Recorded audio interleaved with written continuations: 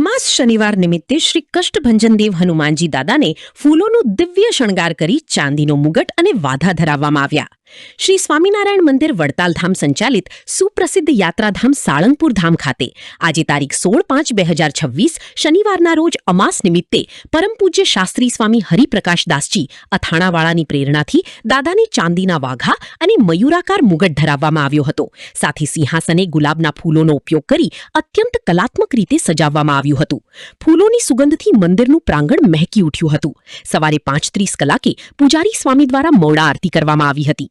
સવારે 7 કલાકે કોઠારી શ્રી વિવેક સાગરદાસજી સ્વામી અથાણાવાળા દ્વારા શણગાર આરતી ઉતારવામાં આવી હતી. આજે અમાસ અને શનિવારનો દિવસ હોવાથી વહેલી સવારથી જ હજારોની સંખ્યામાં હરિભક્તોએ સાળંગપુર ધામ ખાતે ઉમટી પડી મંદિરના પટાંગણમાં મારુતિ યજ્ઞનું આયોજન કરવામાં આવ્યું હતું. દાદાના આ દિવ્ય અને અલૌકિક સ્વરૂપના દર્શન કરી ધન્યતા અનુભવી હતી.